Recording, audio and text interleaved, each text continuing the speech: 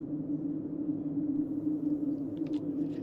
un placer saludarlos nuevamente y que nos acompañe a abrir nuestra caja negra una vez más y compartir con usted aquellas historias de índole paranormal que le ocurren a personas como usted y como yo, que a diario nos movemos para trabajar, estudiar o realizar nuestras actividades cotidianas. Y es que cualquiera que sea la profesión en la que nos ganemos la vida, siempre habrá algún suceso que podremos contar relacionado a nuestro trabajo o que nos sucedió mientras lo realizábamos.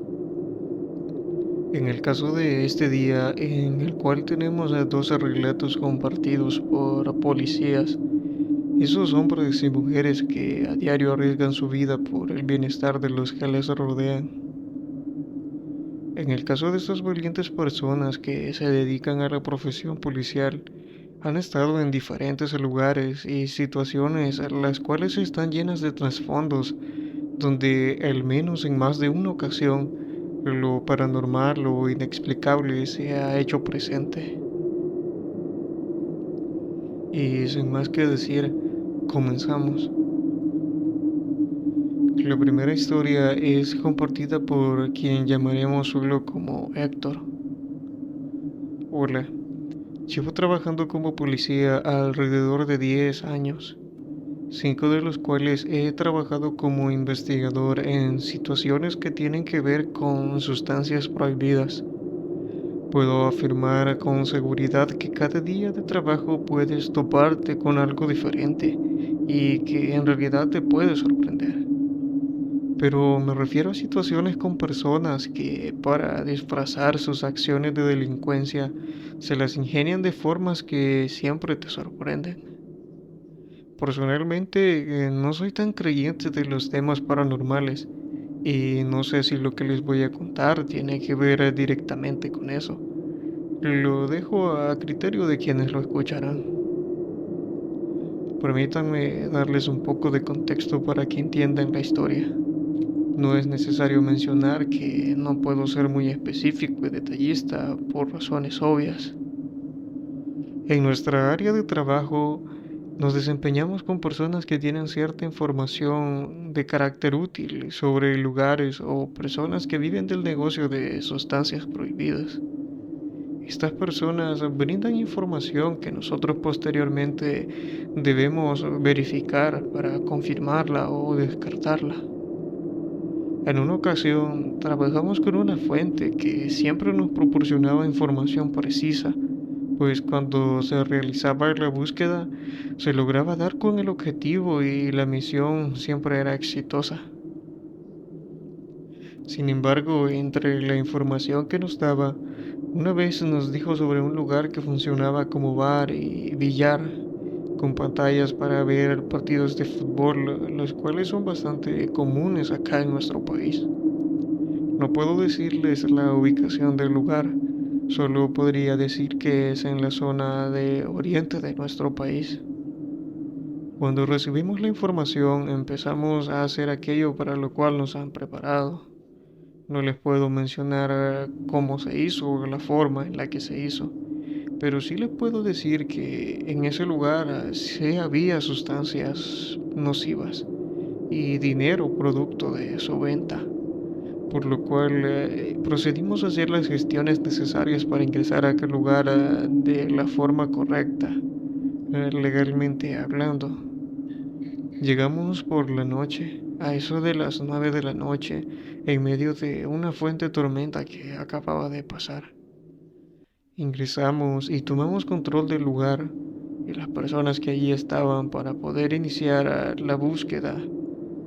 Debo mencionar que no sabíamos la ubicación exacta de lo que estábamos buscando, pero eso no era un problema, pues con el hecho de confirmar que sí había, ya era cuestión para que los perros entrenados que llevábamos pudieran encontrar las pruebas del delito.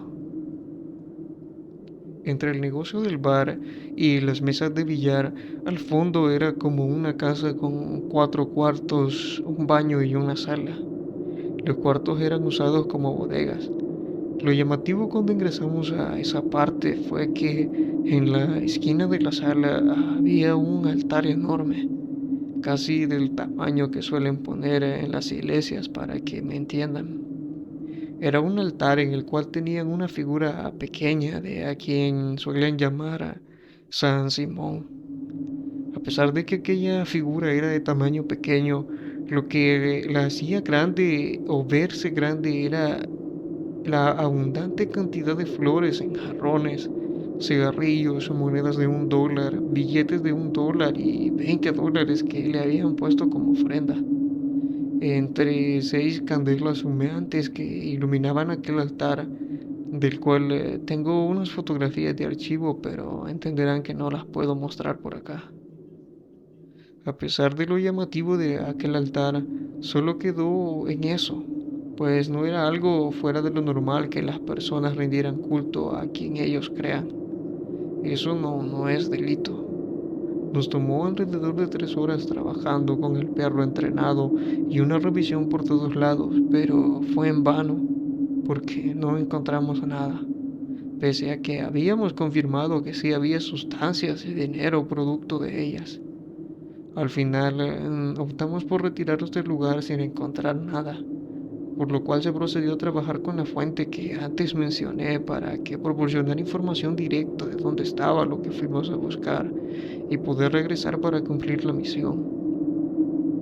Para sorpresa de nosotros, la fuente nos dijo que había un pequeño compartimento que usaban como depósito para aquel fin y que éste se ubicaba bajo el altar de aquel santo. Nosotros nos encontrábamos confundidos, pues ese fue uno de los espacios donde se buscó de manera normal, incluso con el perro, el cual hubiera detectado cualquier olor, por mínimo que fuera, salir de alguna pequeña hendidura en el piso. Incluso teníamos fotografías de la búsqueda realizada en la zona. Algo que la fuente nos dijo fue sobre aquel altar, es que lo habían colocado con el fin de tener protección ante cualquier imprevisto sobre aquello a lo que se dedicaban, y que aunque la evidencia hubiera estado enfrente de nuestros ojos, no lo hubiéramos visto. Claro que al menos yo no creía en esa declaración, pues quizás no buscamos como debíamos o simplemente fue eso. Pese a todo, se volvió a realizar una revisión de rutina, pero nosotros ya sabíamos dónde enfocar nuestros esfuerzos. Al llegar a aquel lugar, el altar estaba como antes, con flores nuevas que parecían recién puestas. Todo era igual, excepto por una cosa. La mesa sobre la cual estaba aquella figura ya no tenía un mantel que llegaba casi hasta el piso. Ahora tenía uno que apenas alcanzaba los bordes de la mesa, por lo cual se podía ver con facilidad. Nuevamente no se encontró nada, ni siquiera rastro de alguna anormalidad en el piso.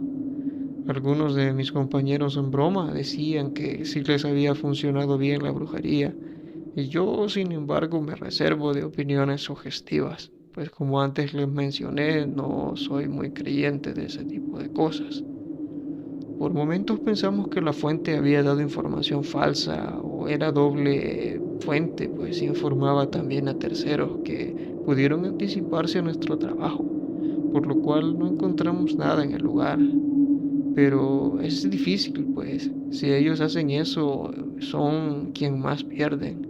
Ustedes entenderán a lo que me refiero. Eso es lo que les puedo contar. Saludos, gracias por el espacio y éxitos. Mi nombre es Diego. Quiero compartir una historia sobre algo que me sucedió antes de ser policía o en el proceso para convertirme en uno. Para que entiendan, antes de ser policía, uno permanece en preparación por cierto tiempo en las instalaciones que acá en nuestro país se le conoce como la academia. Es un lugar muy grande con las áreas necesarias para poder obtener la preparación necesaria. Entre toda esa gran instalación se encuentran los dormitorios, que eran enormes escaleras con catres de doble respaldo y casilleros para dormir y guardar algunas pertenencias. Sobre la academia siempre cuentan historias, ya sea para asustar a los alumnos o para crear leyendas sobre el lugar. Todos aquellos que han pasado por ese lugar, más de alguna vez estoy seguro que han escuchado historias de carácter paranormal sobre las instalaciones. Por ejemplo, siempre que todos estaban durmiendo a cierta hora, que era obligación apagar las luces y todos en sus camas, había un turno al que se le llamaba imaginaria, el cual consistía en hacer turnos en la entrada de cada habitación de esa cuadra durante la noche, por cualquier emergencia y para irse acostumbrando al trabajo de noche. En las cuadras de las mujeres que estaban separadas, siempre decían que en las duchas aparecía una niña con vestido blanco y cabello muy largo. Algunas compañeras decían haber visto la silueta siempre y que estaba haciendo turno en la noche decía que las duchas solían encenderse solas y que al ir a cerrarlas sentía como que lo observaban. Creo que de las duchas era en todas las cuadras, pues en una ocasión que me tocaba el turno de noche, escuché cómo se abría una ducha y empezaba a caer agua. Pensé que algún compañero se había levantado a bañarse, pero sabía que no era permitido hacerlo a esas horas, por lo cual al ir a verificar solo estaba encendida y no había nadie, pero no sentí nada raro. De hecho, fueron varias ocasiones en las que las duchas se abrían solas.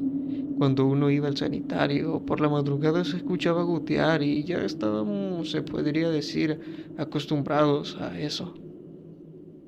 Lo que me sucedió no tuvo nada que ver con lo anterior que les mencioné, sino que fue diferente. Experimenté lo que creo se conoce como parálisis del sueño.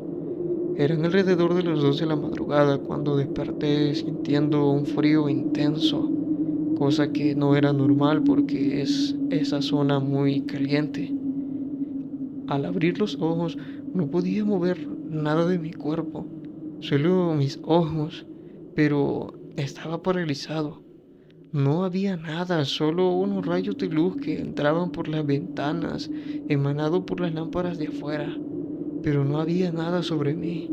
Sin embargo, sentía como una fuerza que sometía mi cuerpo, lo cual no me dejaba moverme. Fueron unos minutos hasta que de pronto pude reaccionar y recobré el movimiento de mi cuerpo. Me levanté y me salí muy asustado al pasillo donde había un poco de luz por las lámparas que estaban sobre las calles principales de ese mismo lugar. El compañero que estaba afuera haciendo turno me dijo que si me sentía mal para llevarme a la enfermería. Yo le dije que no, que solo había tenido una pesadilla.